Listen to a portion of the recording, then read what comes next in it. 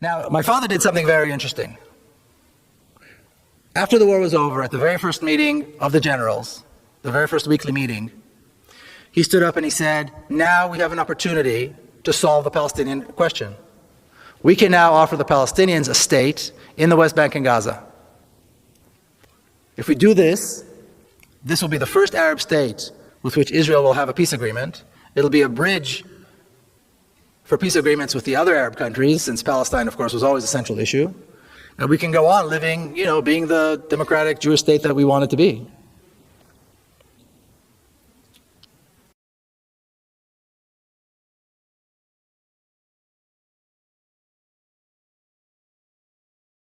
And as he was saying this, a massive settlement project and an ethnic cleansing project began in the West Bank. Hundreds of thousands were thrown out, towns and villages and cities were destroyed, and new towns were being built, and highways, and so on, and infrastructure to bring Israelis into the West Bank.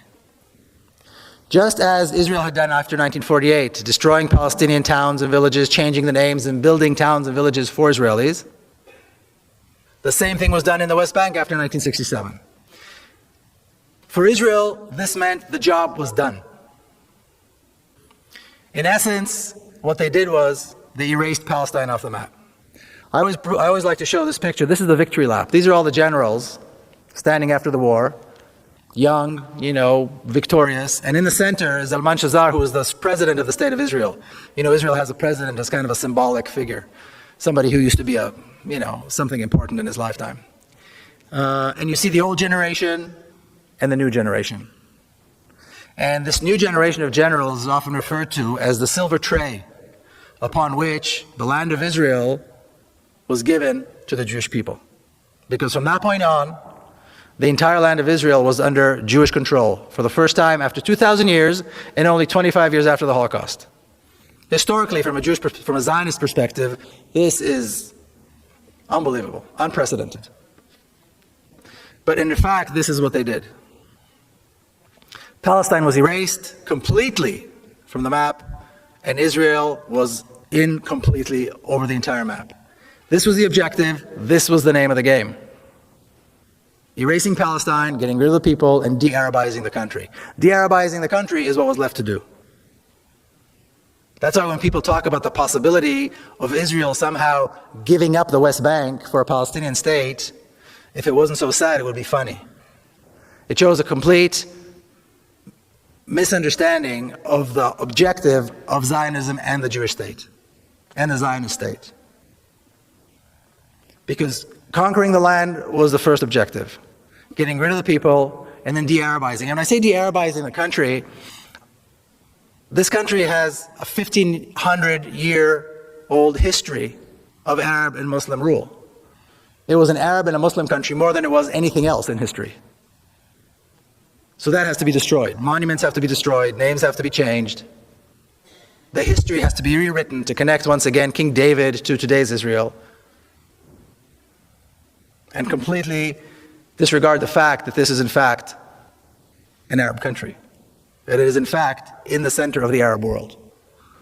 And that in fact over half of the population are Arabs. Now, after my father retired from the military, he did something even more stunning. He dedicated the rest of his life to the creation of a Palestinian state and peace with the Palestinians in the West Bank and Gaza, and he advocated for equal rights for the Palestinians who are Israeli citizens. Two things which are yet to be achieved. Now, in the mid-1970s, the Palestinian leadership, the PLO, started contacting my father and others, or Avneri and others, people who were like that, in order to begin a dialogue. And that is really when the notion of the two-state solution was put together. These were Yasser Arafat's top people, his advisors and his ambassadors and so on. In this picture is my father with Dr. Issam Sartawi, who was the Palestinian ambassador, the PLO ambassador to Paris. He was later killed in 1983. And this dialogue went on between official representatives of the PLO and, on the Israeli side, these were renegades. These are people who used to hold, high office of one kind or another, and they were Zionist Israelis. But the Israeli government refused to take part in any of this. Only in 1993, did the Israeli government agree to finally begin negotiating with the Palestinians. What happened? What changed? Well, what changed was they accomplished their mission of making the conquest of the West Bank irreversible. By 1993, the Israeli government knew for certain that a Palestinian state could not be established in the West Bank. The settlements were there, billions were invested. The entire Jordan River Valley was settled with villages and kibbutzim and things like that. There were major cities already built in the West Bank. Entire East Jerusalem was taken over by Israel. There was no place anymore for a Palestinian state to be established. And that is when Israel said, okay, we will begin negotiations. So they allowed Arafat to come, misleading him into thinking that they were really intending to make peace, and basically tried to force him to sign an agreement that would complete his surrender.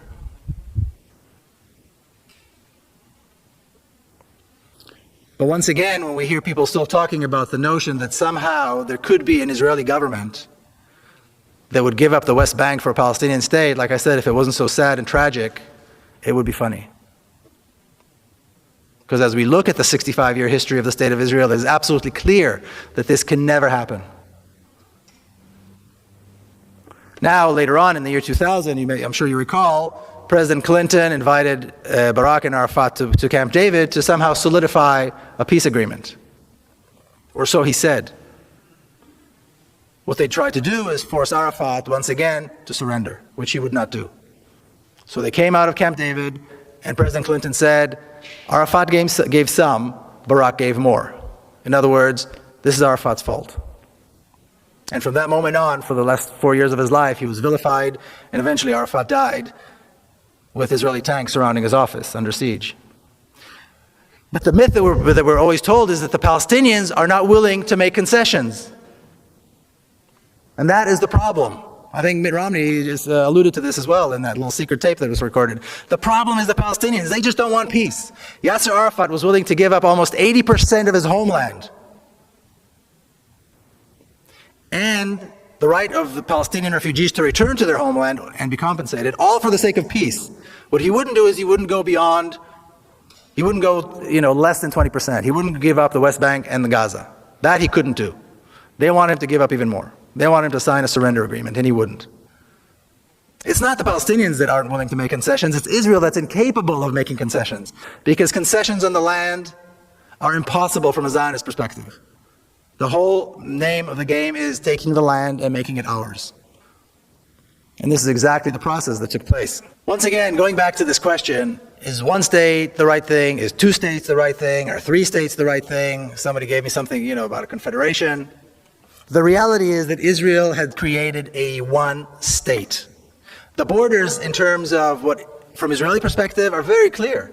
The borders of the state of Israel are the Jordan River on the east and the Mediterranean on the west. That's it.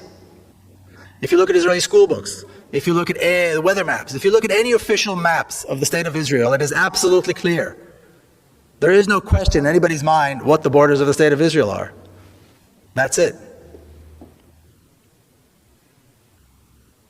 So the notion that there could be an Israeli government that would give up some of that is absolutely absurd.